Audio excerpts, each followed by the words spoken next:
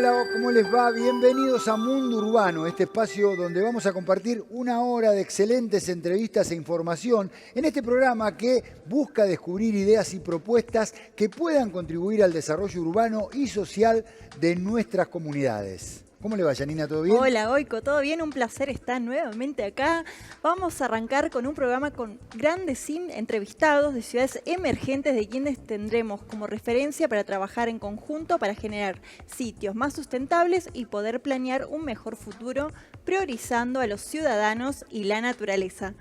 Tengo el gusto de presentar a nuestro columnista, el señor Osvaldo Cáfaro, especialista en desarrollo local. Gracias, Janina. Gracias, Oiko. ¿Cómo están?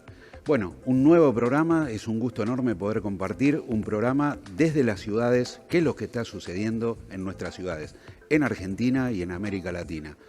Hoy vamos a tener un programón donde, como siempre, decimos que la gente vive en las ciudades. Un 80% de la población vive en las ciudades. Muy bien, así es. Quédate ahí porque así comenzamos Mundo Urbano. Existe una forma urbana que compartimos la mayoría de los latinoamericanos, la cuadrícula de la cual crecieron nuestras ciudades. Una cuadrícula que generalmente vivía de un río, con un espacio central de encuentro general y amplio para la gente. Este modelo se replicó y muchas de estas ciudades crecieron y fueron exitosas. Tan exitosas fueron que atraían gente del campo del mismo país y del campo y ciudades de otros continentes, como nuestros bisabuelos y abuelos, que vinieron a estas ciudades y pudieron progresar socioeconómicamente de manera impensada. Los negocios se diversificaron. Se podía trabajar, pero también se podía estudiar, inventar y copiar. Allí residía gran parte del éxito de las ciudades. Hoy, 198 de estas ciudades generan más del 60% del Producto Interno Bruto de la región y son nuestro motor económico. El problema es que el crecimiento fue desordenado, poco planificado y estas ciudades dejaron de ser ese motor económico. Hoy muchas de estas ciudades de la región están en crisis y no crecen como antes. 1 de cada 4 personas vive en asentamientos informales. Se trata menos del 20% de las descargas cloacales y el río que alimentaba la ciudad no tiene vida. Tenemos que traer agua de lugares cada vez más remotos. El lugar de encuentro social ahora es peligroso. Somos la región más violenta del planeta, con más de 20 homicidios por cada 100.000 habitantes, mientras el promedio mundial es de solamente 7. Nuestras ciudades son responsables del 80% de las emisiones de dióxido de carbono y el cambio climático ha vuelto a nuestras ciudades más vulnerables. ¿Es posible cambiar este paradigma de crecimiento por uno más equitativo? ¿Uno que respete nuestro pasado y futuro? A nosotros nos parece que sí. Bien, y para continuar con lo que vimos en el video, Janina, y le contamos a la gente, y con la temática de hoy, que es las ciudades y la vivienda popular, debemos decir que a nivel mundial las políticas de libre mercado han significado en materia de hábitat el debilitamiento de la planificación de las políticas sociales para el desarrollo humano y de las instituciones estatales encargadas de atenderlas. Un desarrollo urbano sin planificación estatal y solo librado a los intereses privados tiene como consecuencia el deterioro de la calidad de vida de la población. Decíamos que era un mundo de ciudades. Este mundo se caracteriza también por la existencia de profundas desigualdades. Es evidente que el contexto global impone nuevos y potentes desafíos, no solo a los estados nacionales, sino también a los provinciales y, por supuesto, al marco de nuestro estudio, a los gobiernos locales. Entendemos el derecho al hábitat como un concepto pensando en el futuro de las nuevas generaciones. Perfecto, Osvaldo, y es por eso que hoy en Mundo Urbano nos van a acompañar muchas personalidades como Jorge Ferraresi, ministro de Hábitat de la Nación, Daniela Gargantini, que es arquitecta e integrante del Centro Experimental de la Vivienda Económica, Enrique Ortiz Flores, que es presidente de la Coalición Internacional de Hábitat. Y además va a estar con nosotros en el piso Luciano Scatolini, secretario de Desarrollo Territorial de la Nación del Ministerio de Hábitat, y al final Gustavo González, que integra la Comisión de Fomento de la Federación Uruguaya de Cooperativas de Vivienda de Ayuda Mutua. En Argentina, hasta el momento, las soluciones propuestas al problema de vivienda han sido deficitarias e insuficientes. En este contexto, de la mano del presidente Alberto Fernández, se pone en marcha un ambicioso plan de desendeudamiento y reactivación económica que incluye no solo obras públicas y fondos para el desarrollo humano y económico, sino también la creación del Ministerio Nacional de Desarrollo Territorial y Hábitat. Y es por eso que estamos conectados con el ministro de Hábitat de la Nación, Jorge Ferraresi. Hola Jorge, bienvenido a Mundo Urbano. Hola, buenas tardes, ¿cómo están ustedes? Bueno, gracias por comunicarse y bueno, saludo a todos los televidentes. ¿Qué tal, Jorge? ¿Cómo estás? Un amigo, ministro. La verdad que es un orgullo que estés en este programa de Mundo Urbano. La idea es tener la visión desde las ciudades. Por eso que quería preguntarte, ¿qué significa para Argentina tener un Ministerio del Hábitat? La verdad es un desafío de poner una política pública como un derecho. Y esto es lo que nos pide el presidente Alberto Fernández. Y esa es la idea. Vos tenés una experiencia en tu municipio, haber generado procesos de inclusión a partir de la vivienda y demás. Argentina que tiene una falta de políticas continuas en el tema de hábitat y de vivienda. Y esto es lo que venimos a poner. Hoy, todos los días, tenemos distintos programas. El objetivo es construir 264.000 viviendas en estos 3 años. Para referenciar, entre el año 2016 y el 2019 se construyeron nada más que 12.000. Y no solo eso, sino que habían quedado paralizadas 55.000 viviendas del año 2015 y 11.000 viviendas de desarrollos urbanísticos por crear sin entregar. Y la idea a partir de después es generar un plan que nos permita construir 100.000 viviendas a todos los argentinos a lo largo y lo ancho, un plan federal con distintos programas. Pero una de las claves también es trabajar en la generación de suelo urbano, porque las viviendas hay que ponerlas sobre tierra, y tierra que tiene que estar saneada, y tierra que tiene que tener la infraestructura acorde, así que también trabajamos en conjunto en generar leyes provinciales, en generar ordenanzas municipales que nos permitan, a través de distintas herramientas, generar suelo, que ese suelo nos permita construir viviendas. Viviendas que hemos erradicado un concepto que tiene que ver con viviendas sociales, no es más viviendas sociales en la Argentina. Vivienda social es una vivienda que estigmatiza la pobreza y nosotros definimos que la vivienda es un derecho de clase social ascendente, que aparte como un disparador clave genera 3 puestos de trabajo por cada vivienda que se construye, más los puestos indirectos. Así que bueno, aspiramos a la reconstrucción argentina a partir de esta política pública. Clarísimo, Jorge. Sí, súper claro, muy interesante todo lo que nos estás contando. Ahora yo me pregunto, ¿qué relación tiene el Ministerio con los municipios en materia de desarrollo territorial y hábitat? Nosotros decimos que para construir viviendas hay que tener siempre vocación.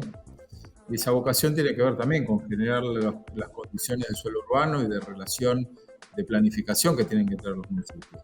O sea, la Argentina crece casi en todos los lugares 10% cada 10 años. O sea, que una ciudad que tiene 100.000 habitantes tiene que planificar el crecimiento de 10.000 habitantes en los próximos 10 años. Nosotros decimos, cuando el Estado desaparece y no está, la gente se planifica sola. Esa planificación que la gente lo hace sola, los que tienen recursos, por prepotencia de los recursos en barrios cerrados, y los que no tienen recursos en tierras probablemente inundables, que no tengan servicios y todo eso. Así que por lo tanto es obligación del Estado planificar. Y planificar en algo que es totalmente clave. Ahí Osvaldo, que conoce mucho la temática, en una ciudad como Zárate, que fue generando planificación, va convirtiendo suelo rural en suelo urbano. Esa decisión de un gobierno de generar suelo rural en suelo urbano hace que esa tierra pase a valer 10 veces lo que valía. Entonces mirá si no tiene que tener el Estado una plusvalía para resolver. Los privados lo resuelven solo, pero los que no tienen posibilidad necesitan al Estado para resolverlo. Así que trabajamos. Mira, hay veces que hay municipios que trabajan muy bien y otros que no lo tienen en la agenda.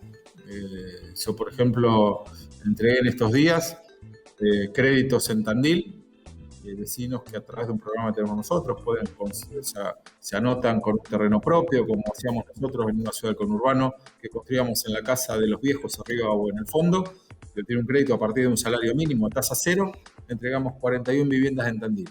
Pero en estos casi 11 meses que soy ministro, el intendente de Tandil no llamó nunca y no hay ningún programa de construcción de viviendas en Tandil. Después tuve Mar del Plata, más o menos lo mismo. Entregamos 51 créditos, donde tampoco con el intendente hemos tenido relación. Después fui a Mar Chiquita. En Mar Chiquita entregamos 4 créditos, estamos poniendo en reconstrucción de esas 55.000 viviendas que les dije, 112 viviendas que estaban abandonadas y empezamos 164 viviendas más. Y después estuve en Castelli, de la manera, reconstruyendo 17 viviendas y lanzando ya 25 viviendas en construcción más 75 viviendas más. Entonces ahí, vamos a decir, el trabajo con el territorio es clave, es fundamental, porque aparte son los intendentes los que conocen la necesidad, el crecimiento de planificación de esa historia. Ahora, bueno, en la Argentina vinimos a poner la agenda, están dadas todas las condiciones. También venimos de un año difícil, ¿no? Donde la agenda se trastocó, donde los intendentes por un camino de cuidado, por un camino de poner la salud en el lugar que la tienen que poner a partir de la gran acción del gobierno nacional y del gobierno provincial, pero me parece que es una agenda importante, potente, fuerte, donde creo que la gran tarea es esta, construir viviendas para completar derechos, para ampliar derechos, para cumplir sueños y para generar trabajo. Así que siempre esperamos, no preguntamos de qué partidos son, sino que tengamos la idea de planificar el crecimiento de la Argentina. Quizás el Procrear es el plan que la gente tiene más conocimiento, es como el caballito de batalla. ¿Qué otros planes tiene el Ministerio? El concepto general de nuestro programa es que se activa y es a partir de casa propia empezar a definir distintos trabajos. Uno es lo que trabajamos con los municipios y las provincias. Tenemos un desarrollo de más de 70.000 viviendas planificadas en toda la Argentina, a lo largo y lo ancho, con las provincias, las 24, con muchos intendentes. Después tenemos un programa que se llama Casa Activa. Casa Activa tiene que ver con una articulación con PAMI para casa, para mayores activos de 65 años que tengan la posibilidad de tener viviendas en comodato, en un desarrollo que tiene que ver con una planificación, que hay piletas de natación, que hay lugar de esparcimiento, que hay lugares para recreación, que también está la atención de los cuidados. Definimos también programas de viviendas rurales, donde la ruralidad pasa a tener un valor fundamental en crear arraigo, generar el arraigo a partir de la productividad, en algunos casos de movimientos que trabajan la tierra en alimentos sanos, sin agrotóxicos y todo ese tipo de características. Trabajamos, como decía, el relanzamiento de Procrear 2, con distintos proyectos urbanísticos a lo largo de la Argentina, más de 30.000 viviendas en ese concepto. Y esto que te decía anteriormente, los créditos casa propia, donde los argentinos empiezan a tener esta posibilidad de tener terrenos y a partir de un salario mínimo poder construir su casa. Estamos lanzando la semana próxima articulación. Nosotros queremos mucho el concepto de comunidad organizada, así que la articulación entre el Estado Nacional, sindicatos, cooperativas mutuales que tienen tierra, que generan lotes, que generan servicios, y después lo que venimos haciendo nosotros, trabajando también, en el caso de Osvaldo lo hemos hecho en su municipio, con la generación de lotes con servicio, y a partir de ese lote con servicio entregar un crédito a los argentinos para que puedan construir la casa en esos lotes. En eso ya hemos desarrollado más de 11.000 lotes, un objetivo de llegar entre todos los programas en estos 3 años de gobierno a 264.000 viviendas, y a partir del año 2024 tiene una política permanente de construcción de 100.000 viviendas por año. Jorge, la verdad que asombrado y muy contento, porque esto no sucedía hace muchísimos años en Argentina. El hecho de tener un abanico de alternativas, todos no calzamos 42, digamos, hay distintas alternativas para cada uno de los segmentos, distintas tipologías de vivienda, y esto es realmente lo maravilloso de este programa, con un Estado presente, como vos decías. Así que desde ya, agradecido como argentino y como intendente también, por supuesto.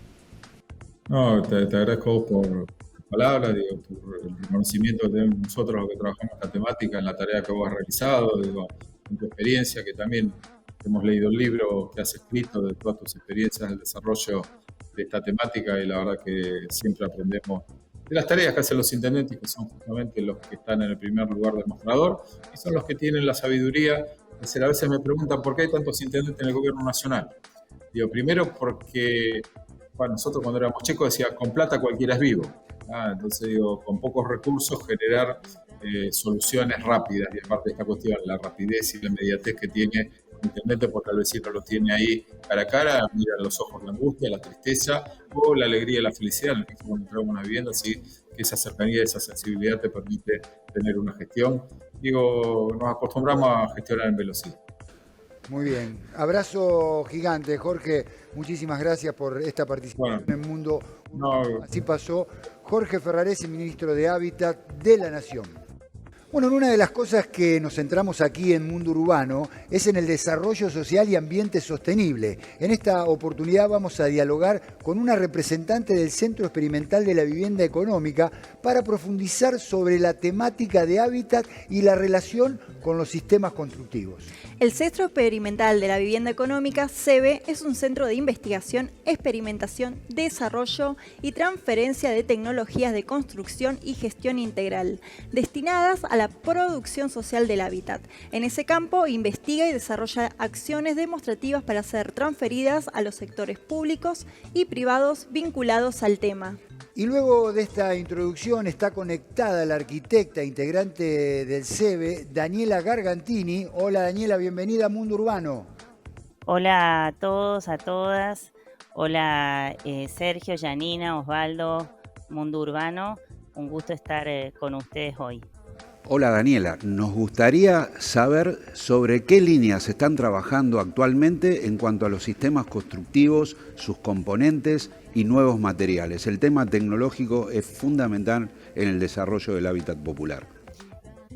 Desde el CEVE, el Centro Experimental de Vivienda Económica, venimos desarrollando desde hace más de 6 décadas una serie de sistemas constructivos y sistemas tecnológicos destinados particularmente al hábitat popular, ¿no? Históricamente esos sistemas se basaron en la utilización de materiales tradicionales de una manera no tradicional, ¿no? Con la incorporación de mano de obra no calificada, la incorporación de mano de obra femenina, con el objetivo de no solamente proveer el acceso a la vivienda, sino también generar procesos de inclusión laboral, de inclusión sociolaboral de jóvenes, de mujeres, de personas, digamos, fuera del circuito formal del empleo. En los últimos años se han incorporado nuevos desarrollos y nuevos componentes muy relacionados al reciclado de residuos sólidos urbanos, todo lo que es el tratamiento del PET, todo lo que es el tratamiento del caucho, ¿no? De los residuos electrónicos, ¿no? Tratando de articular lo que es un recurso como son los residuos, ¿no? Con una necesidad como son los componentes constructivos, ¿no? Muy interesante, Daniela, pero quiero preguntarte cuáles se han empezado a aplicar o tienen en vista aplicar a la brevedad, ¿no? En viviendas populares o en algún caso que se esté desarrollando en alguna ciudad que nos sirva de ejemplo. Particularmente uno de los ejemplos, digamos, emblemáticos es el municipio de Belleville, ¿no? que ha puesto en marcha a partir de una serie de transferencias ejecutadas por el CEVE, bueno, este circuito virtuoso no solamente de una gestión integrada de residuos sólidos urbanos con la articulación de distintas organizaciones locales como es el municipio, las escuelas secundarias, el Rotary, los hogares protegidos, y ha puesto en marcha un centro de producción de componentes, particularmente en este caso ladrillos PET.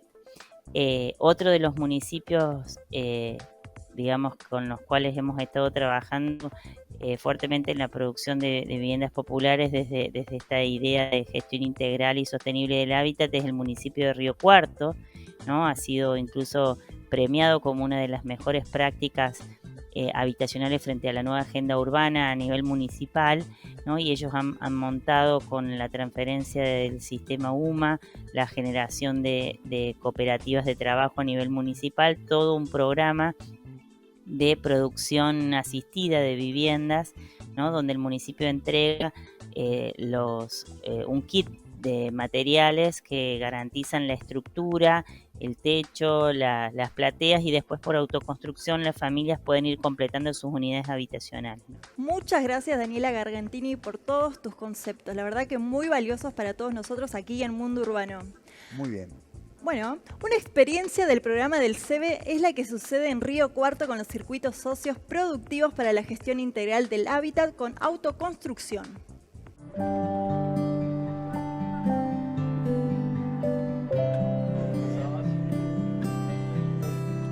que por la imposibilidad desde el punto de vista económico, por el valor que tiene el lote, si no está la concurrencia de parte del Estado, no hay ninguna posibilidad para muchísimas familias que están enmarcados dentro de lo que son los sectores de clase media, media trabajadora, de poder acceder no ya a la vivienda, sino al lote. Empezamos con el terreno, pagando el terreno, y al año, sí, más o menos, nos propusieron el tema de la autoconstrucción. La formulación de políticas en hábitat, en vivienda y hábitat que llevó adelante el Instituto Municipal de la Vivienda, que se asentaron sobre dos grandes ejes, ¿no? Una fue la política que se llevó adelante en loteos, en materia de loteos, y la otra contrapartida fue la de construcción de viviendas a través del sistema de autoconstrucción. El programa de viviendas sociales por autoconstrucción tiene como objetivo primordial que las familias que han adquirido un lote en Mi Lugar, Mi Sueño 2, que es un loteo municipal, puedan construir su vivienda por su propio trabajo, digamos. Nosotros lo que hacemos es acompañarlos tanto técnica como socialmente, y lo que buscamos es facilitar el proceso y lograrlo en los tiempos estimados. En Argentina el acceso al suelo no es tan fácil, por eso el gobierno nacional viene avanzando en políticas públicas que den solución al respecto.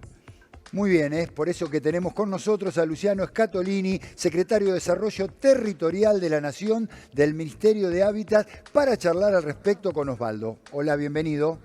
¿Qué tal, Luciano? Es un gran amigo desde hace muchos años y la verdad que es un gusto enorme que puedas estar acá en nuestro programa de Mundo Urbano. Como pregunta, ¿por qué nos cuesta tanto a los argentinos acceder a la tierra, el acceso a tener un terreno? Un gusto también que me hayan invitado. Yo creo que no es un problema que se reduce a la Argentina, es un problema que hay en el mundo, y creo que el que mejor lo puede resumir este problema es Eduardo Galeano, ¿no? Un gran escritor que hemos perdido físicamente, pero que todos los que lo admiramos lo seguimos llevando adentro. Y mi padre hace muchos años me regaló un libro de él que se llama Semillas, que tiene un cuento, Bocas del Tiempo, y una parte dice: los campesinos en Brasil preguntaron por qué hay tanta tierra sin gente, habiendo tanta gente sin tierra. Les respondieron a balazos. Creo que esa capacidad de Galeano de sintetizar, ¿no?, esta tensión que tiene que ver con algo que es una mercancía, la tierra no deja de ser una mercancía, se transa en el mercado, vivimos en un sistema capitalista en el mundo, ya hoy, desde que teníamos la Unión Soviética con dos modelos hasta hoy que no existen esos dos modelos, el capitalismo es el sistema imperante en el mundo y es una mercancía de oferta y de demanda que se transa, y en la oferta y la demanda hay ganadores y perdedores. Entonces tenemos un mundo cada vez más desigual, más inequitativo, en donde la renta es apropiada por unos pocos, en donde la capacidad de crecimiento de algunos sectores es en detrimento de otros, donde tenemos más de 1.000 millones de habitantes en el mundo viviendo en villas, favelas, asentamientos, en la informalidad, en donde los datos que nos da ONU Habitat no son alentadores. Habla ONU Habitat que vamos a tener 3.000 millones de habitantes en el 2030 viviendo en la informalidad, o sea, más del 40% de la población mundial. Entonces, a tu pregunta se responde con, me parece, Osvaldo, no le quiero quitar el cuerpo, ¿no? Pero creo que hay una visión que tenemos que tener de lo que sucede en el mundo, de lo que sucede en materia económica, financiera y obviamente en cómo se distribuye la renta, porque el suelo es donde se patentiza, digamos, en el territorio la desigualdad. No, perfecto, muy claro. Como una persona estudiosa del tema, porque hace años que te conocemos, ¿y cómo podemos solucionar esto? ¿Qué pensás respecto a la participación de los organismos de base, las organizaciones de base, los municipios? ¿Es concreto, digamos, para resolver este problema, tener una descentralización real? Bueno, en nuestro país esa descentralización existe. Nosotros tenemos un orden constitucional con facultades del Estado Nacional que han sido delegadas cuando se constituyó la República, y hay facultades que se mantienen como propias por parte de los gobiernos subnacionales.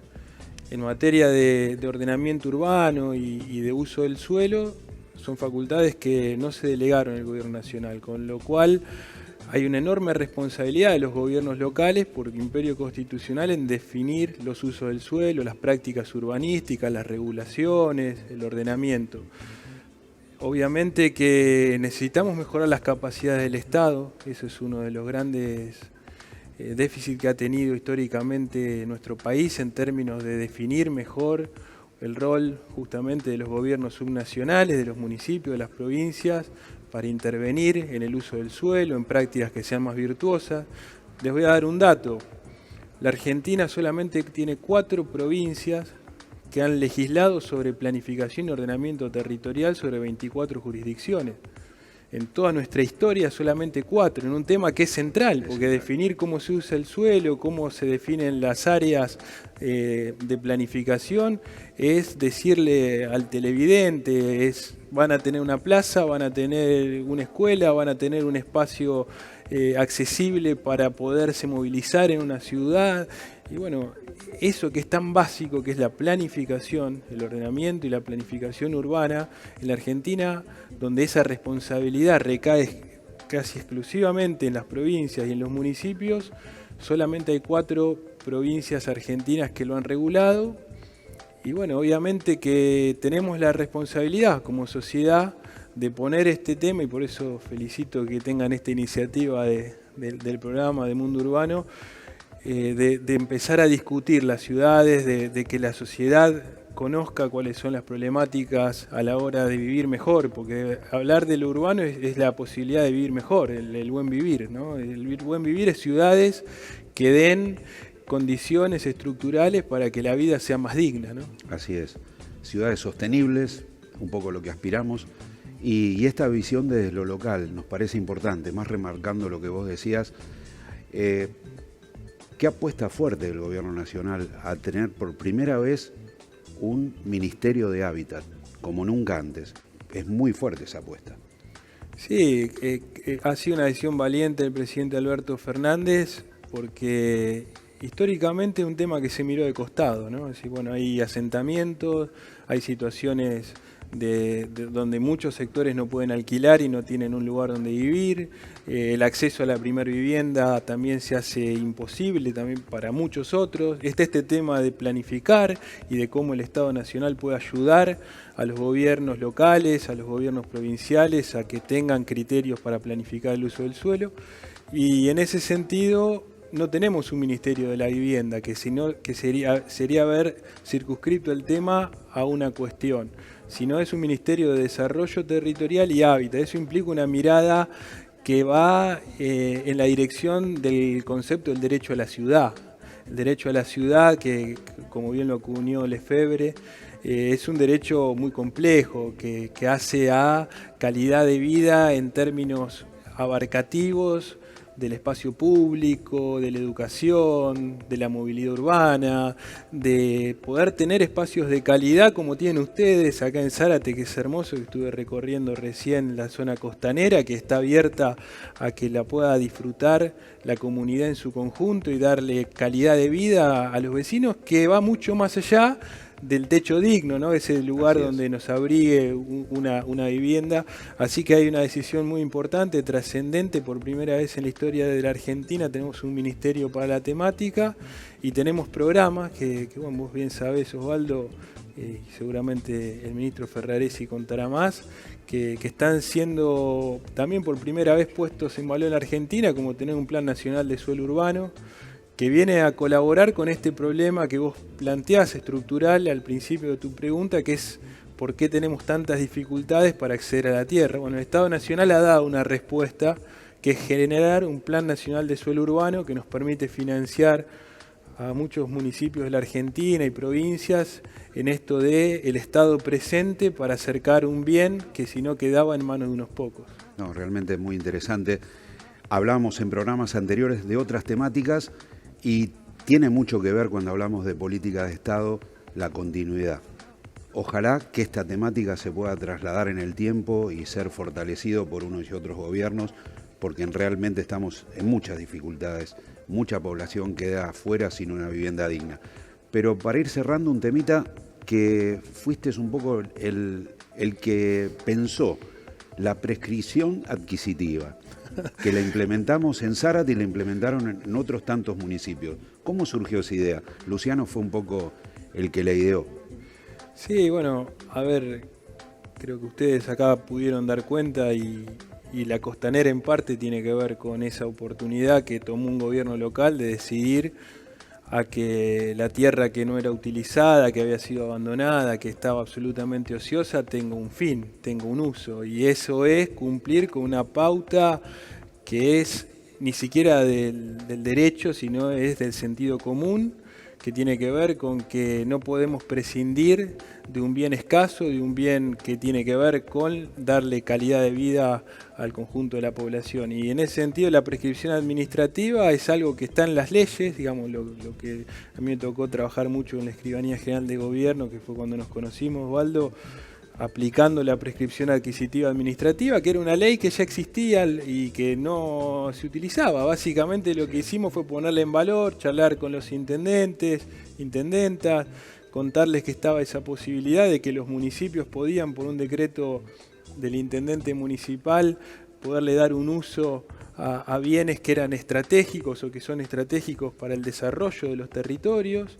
Y bueno, acá vos sos un buen ejemplo de haber puesto en valor ese instrumento. Mira, nosotros, me acuerdo en esa época cuando empezamos a trabajar en la escribanía y lo difundimos y muchos intendentes como vos lo decidieron llevar adelante, generamos 13.000 parcelas urbanas por prescripción administrativa. Y en esa acción del Estado no hubo que poner plata, digamos, no fue un problema de dinero, fue un problema de decisión política, de armar estrategias de cara a la ciudadanía, porque realmente cuando un gobierno local actúa, lo hace por un acto administrativo, ese acto administrativo tiene publicidad, hay un expediente detrás, la sociedad puede controlar las acciones que realiza un acto de gobierno, un intendente, y eso no pasa con algo que es absolutamente aceptado, que es la usucapión que se utiliza en la vía judicial, ¿no? Donde los expedientes judiciales generalmente los conocen las partes nada más, y no hay publicidad, no hay nada, y nadie se queja de que haya estudios de abogados, con agrimensores, con escribanos, donde hay tierra que está vacía, desocupada, y demás. Bueno, vamos a prescribirla, vamos a usucapiarla, y pareciera que eso es parte de una viveza criolla, bien entendida, bien aceptada, y cuando los gobiernos, como lo tomaste vos la decisión en su momento, de prescribir para la comunidad, porque cuando uno prescribe desde el Estado, prescribe para la sociedad, para los sectores que necesitan esos lugares, o para vivir, o para el esparcimiento, o para tener un área de equipamiento urbano. Bueno, ahí hay un Estado que es intervencionista, un Estado que viene a ser un Estado soviet, y enseguida salen todos los medios hegemónicos a plantear que el Estado no tiene que estar, y en realidad el Estado está para equilibrar la balanza, ¿no? Así es, tierra abandonada, tierra que por muchos años no se utilizó, y bueno, aprovechamos esta oportunidad y nuevamente saludarte, agradecerte, y espero que te hayas sentido como en tu casa. Sí, gracias, y también, bueno, ver a un ídolo como el Goico acá, un gusto, y todos los que arman este programa que seguramente va a irse conociendo cada vez más, y es muy importante. El 93% de la población argentina vive en ciudades. Es uno de los 10 países más urbanizados. Es lo que decimos al arranque de todos los programas. Más urbanizados del planeta. Así que los que nos interesan las ciudades no podemos dejar de participar y de ver este programa. Gracias, Luciano. Gracias. Muy bien, perfecto. Muchas gracias, Osvaldo, muchas gracias, Luciano. Y es muy grato saber que en Argentina se está trabajando en elaborar e impulsar planes de mejora en esta materia tan fundamental, gracias a la reciente creación del Ministerio de Desarrollo Territorial y Hábitat. Un verdadero lujo que nos hemos dado aquí en este programa. Nos vamos a meter en una pequeña pausa y enseguida volvemos con más Mundo Urbano. Muy bien.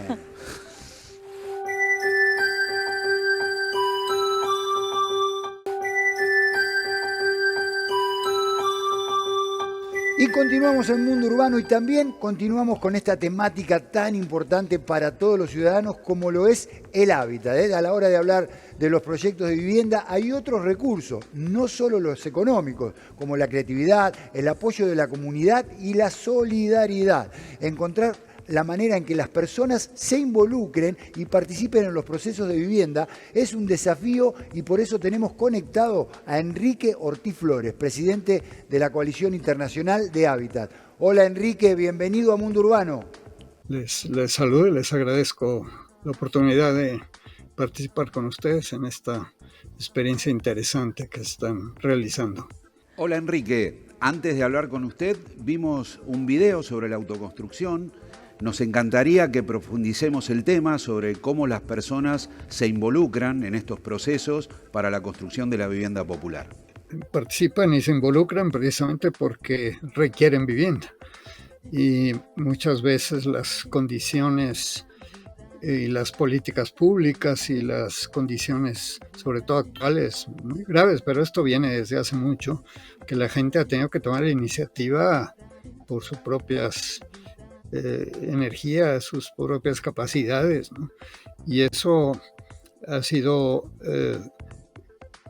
origen de que nuestras ciudades, muchas ciudades latinoamericanas, la mayor parte del territorio que ocupan ha sido hecho por la gente con esfuerzos familiares, individuales, sin mayor apoyo de nadie, ¿no?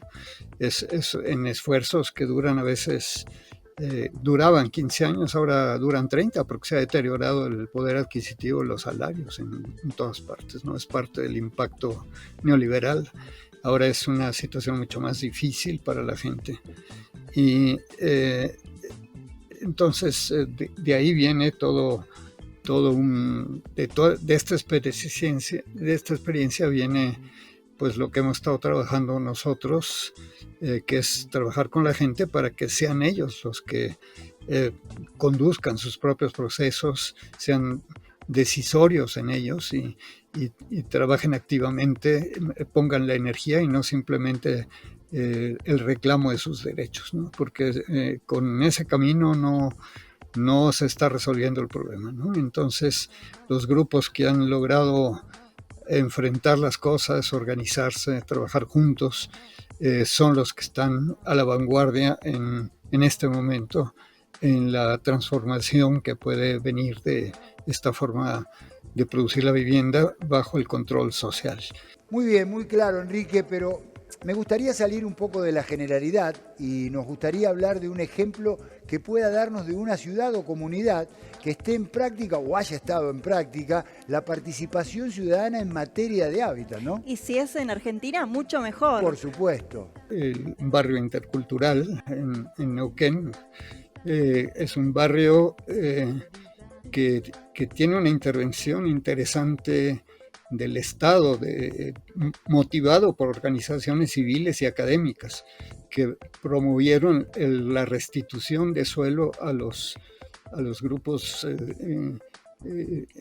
indígenas que habían sido expropiados de sus tierras a finales del siglo XIX y siglo XX, de los mapuches.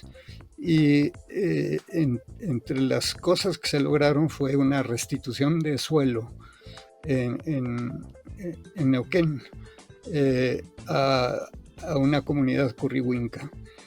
Y resulta que esta comunidad no solo se ve beneficiada, sino, y este es un cambio muy importante y por eso lo marco como uno de los casos excepcionales, decide compartir esa tierra con los vecinos sin techo. Los vecinos sin techo son los que dan servicios a los hoteles y a todas las prestaciones al turismo en esa zona tan linda de Argentina, ¿no? Y están viviendo en condiciones muy precarias. Entonces comparten con ellos esa tierra y se realiza un proyecto que es ejemplar, ¿no? Ellos han tenido asesoría muy importante, gente de Córdoba, por ejemplo, de alguna de las organizaciones sociales y de las universidades de Córdoba. Estuvo también presente la Facultad de Arquitectura de La Plata, más bien como con la idea de formar también a los estudiantes a que entendieran cómo se debe trabajar con la gente, y aportaron algunas cosas importantes. Y este terreno, que son unas 300 y tantas hectáreas, no solamente desarrollaron viviendas, sino desarrollaron también espacios productivos, tanto agrícolas, hay un área de cultivo y hay también áreas de invernaderos, y también un centro de transformación también de tecnologías para poder ir avanzando tecnológicamente en el tratamiento de los materiales y de los sistemas constructivos de la vivienda. Crearon 2 cooperativas de construcción que han ayudado a construir sus propias viviendas, pero que van a quedar permanentemente como instrumentos de trabajo. Entonces es una de las experiencias más interesantes. Ellos no construyeron un pueblo de estos que abarcan todo, sino que respetaron los árboles, construyeron básicamente en los claros del bosque, y no en forma cuadricular, sino en forma circular, y no puedes ocupar más del 50% de tu terreno para mantener la parte viva del bosque en el que están. Y realmente es un proyecto muy lindo. Algunos de ellos, los vecinos sin techo, incluso decidieron construir, algunos de ellos con materiales locales, todo, con quincha y con la madera que se produce en esta zona, ¿no? Y las comunidades indígenas, algunas sí optaron por el ladrillo y también la madera, pero han hecho una experiencia que ellos llaman el barrio intercultural, porque son 2 culturas que se juntan en un solo territorio. Muchas gracias, Enrique, por esta participación. Hasta siempre. No, pues con mucho gusto, gracias. Otro organismo activo que trabaja en temas de vivienda y desarrollo local es la Federación Uruguaya de Cooperativas de Viviendas por Ayuda Mutua, la FUCBAM. Exacto, porque gracias a su modelo de ayuda mutua, las cooperativas afiliadas a FUCBAM han producido y mantenido vivienda de alta calidad, ofreciendo una solución importante para quienes no hubieran podido permitirse adquirir una vivienda digna en el mercado privado, ¿no? Vamos a ver un video para interiorizarnos un poco más de los logros, de los grandes logros de esta organización.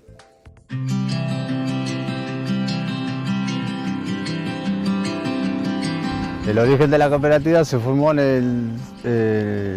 por el proceso de que la gente, no tenía dónde vivir, y hay gente que está siendo procesada en Santa Catalina y precisaba un predio para formar la cooperativa, ¿verdad? Y se formó un grupo para hacer una unión y hacer cooperativa con FUCBAM, ¿verdad?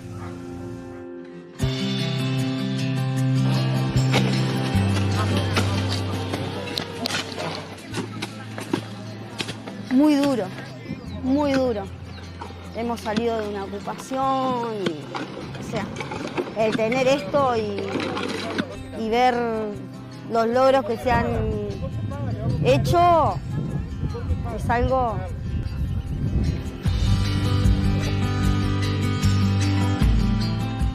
Y bueno, algunos empezaron a irse, otros se quedaron, y ahí empezó todo el tema judicial. Hasta que llegó FUCBAM y nos quiso dar la mano y nos planteó esto de tener un terreno, ser cooperativista. Y bueno, un grupo estamos acá que somos los que nos echamos para adelante, y la verdad, re agradecido con esto, es impresionante. Es un logro, para nosotros es divino esto. Tener algo que nadie venga a querer sacarte, que nadie venga a querer decirte nada, esto es divino para nosotros. Pero dejémonos de introducciones, Goico, y vamos a charlar con Gustavo González, secretario general FUCBAM. Bueno, un gusto saludarles y estamos como siempre a las órdenes con un país hermano como la Argentina. ¿Cómo estás? Queremos que nos des y nos cuentes cómo has logrado de manera concreta la posibilidad de acceder a una vivienda, a una familia que no podía hacerlo de manera privada. Nacimos a la luz de la ley 13.728, una ley nacional de vivienda aprobada el 17 de diciembre de 1968, en la cual dentro de ella tiene los instrumentos políticos fundamentales para el desarrollo de un modelo como el nuestro. ¿A qué me refiero? Tiene financiación estatal, bajo interés, política de tierras y asesoramiento técnico para las cooperativas de vivienda. Todo eso incluido en el único préstamo que solicita la cooperativa de vivienda al Estado. Entonces, no hubiera sido posible el desarrollo del cooperativismo de vivienda de ayuda mutua de Uruguay en la medida que no hubiéramos contado con dichos instrumentos políticos que son importantes en nuestro país como en todas partes del mundo. Muy bien, Gustavo. Ahora a mí me gustaría saber cuáles son las claves para que se concreten las operaciones de acceso a la vivienda.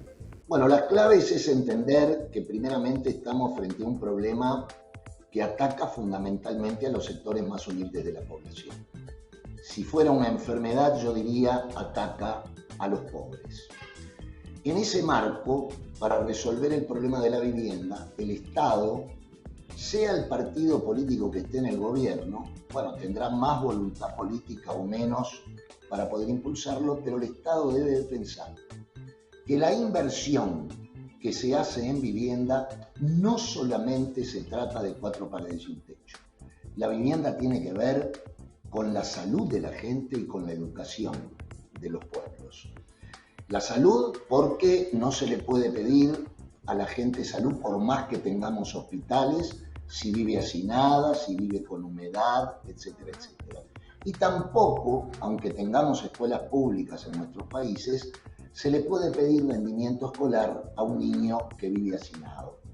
A partir de esa concepción es que nosotros consideramos que la mejor inversión es en vivienda popular, porque es allí donde está el déficit habitacional.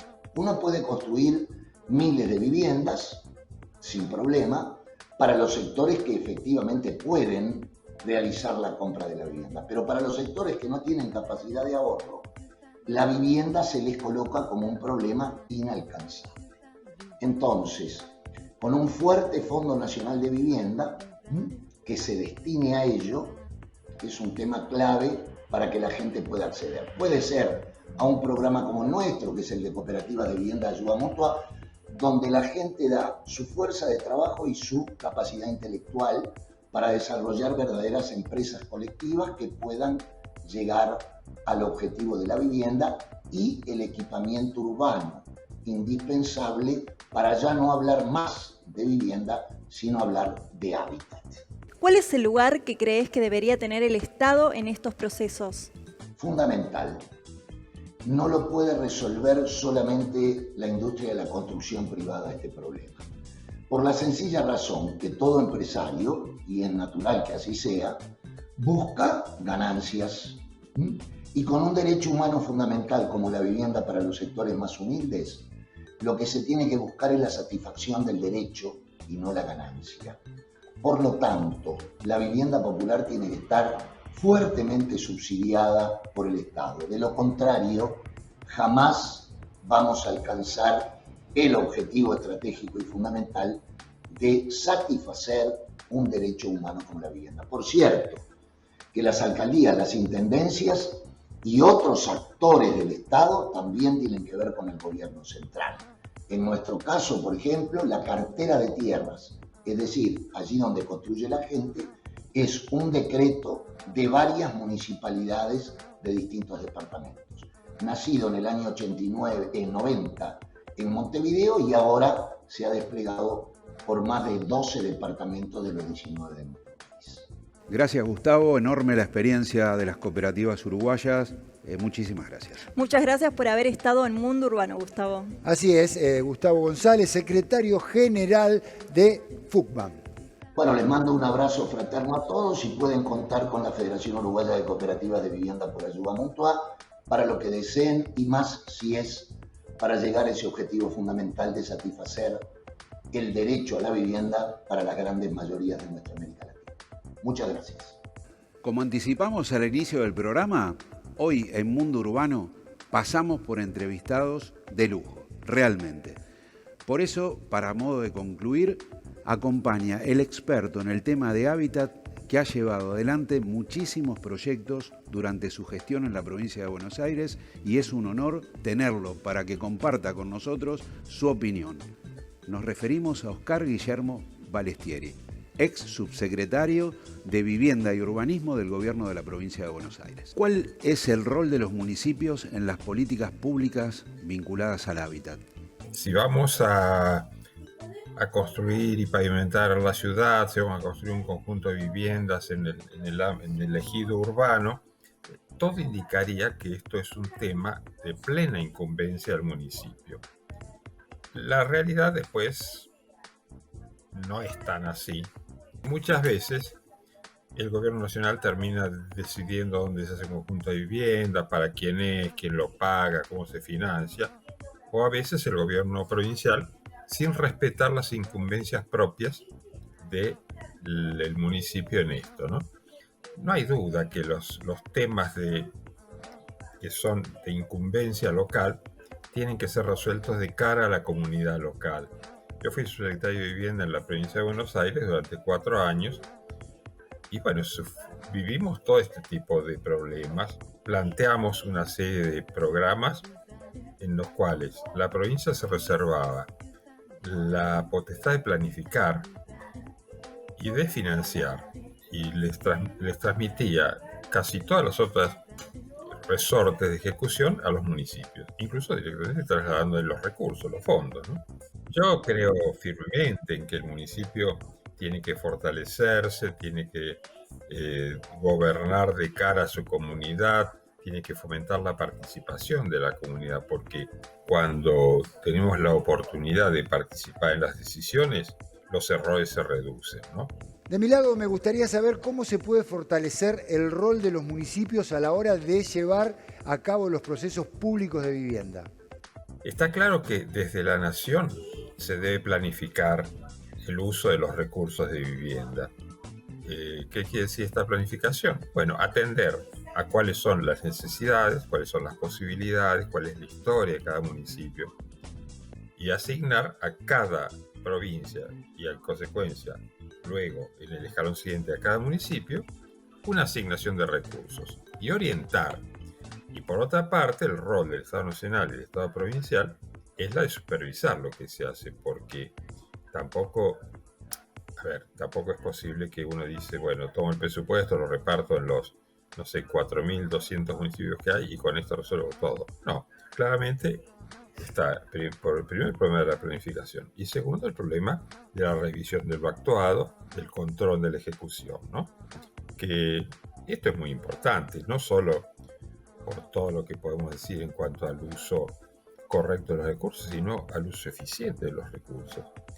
Por algo la experiencia global de una provincia, llamémosle de un instituto de vivienda, de una dirección de ordenamiento urbano, sirven para que los municipios reciban una orientación y una planificación de cómo actuar con los recursos que se les deriven.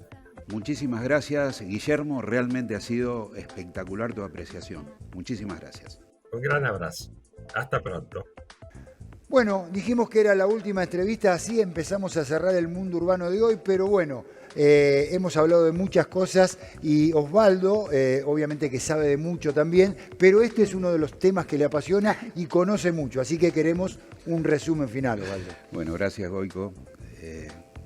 Gracias, Janina. La verdad que ha sido un programón impresionante por lo variado, por lo que significa esta temática. Hablamos de la vivienda popular, pero no podemos dejar de hablar de la política pública de vivienda a nivel local, pero también la política pública a nivel provincial y nacional. Tuvimos la presencia de un ministro, como nunca antes hubo un ministerio de hábitat como en Argentina. Hablamos de tecnología, que es muy importante, la parte tecnológica en la aplicación de los distintos sistemas constructivos, sistemas racionalizados, de qué forma podemos agilizar esa construcción del hábitat y de la vivienda.